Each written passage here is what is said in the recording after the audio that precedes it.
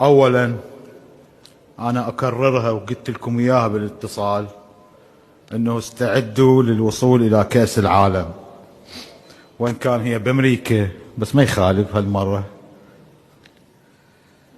والاستعداد ترى مو بسيط، تحتاج لكم مثابرة، جهود، مع وجود الكادر، مع وجود الأخوة،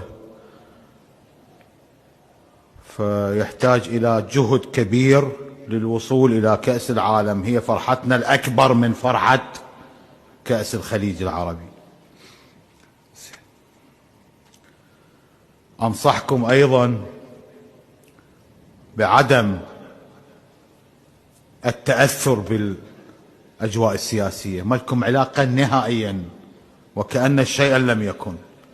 سلبية إيجابية أي شيء ما لكم علاقة، أنتم منتخب تمثلون الوطن، تمثلون الشعب، لا سياسة ولا سياسيين ولا أي شخص آخر، زين، ولا حتى أني، أنتم تمثلون الوطن.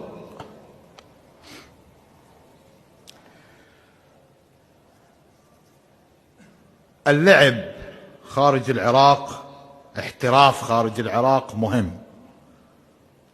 مهم لاكتساب الخبرات، بس مو معناته يصير هدف للاعبين انه اروح العب برا واعوف المنتخب واعوف العراق واعوف الكذا. لا، وطنك، شعبك، ناسك اولى بيك.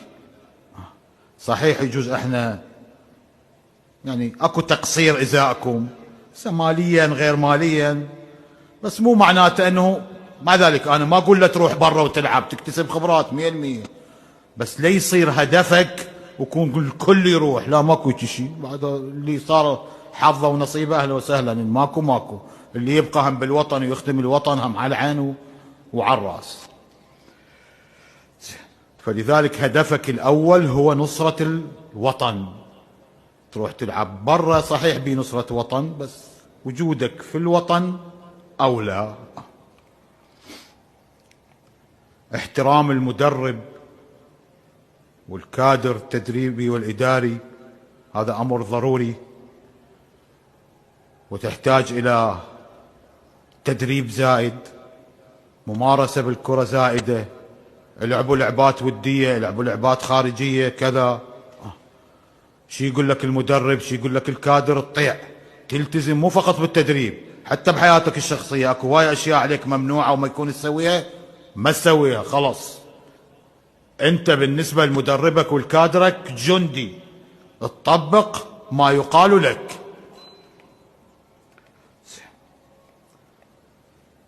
انا ادري مرات تصير على بعضكم هجمات بالفيسبوك وما فيسبوك وبالمواقع التواصل الاجتماعي، خلي صمامة هنا وصمامة هناك، ما لك علاقة بكل شيء نهائيا.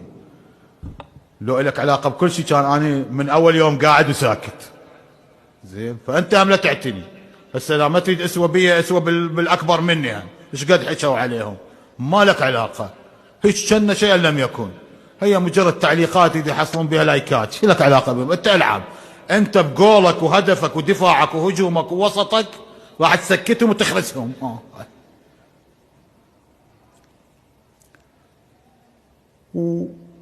ومن المهم انه لا تدور شهره، لا يصير شويه عندك تكبر.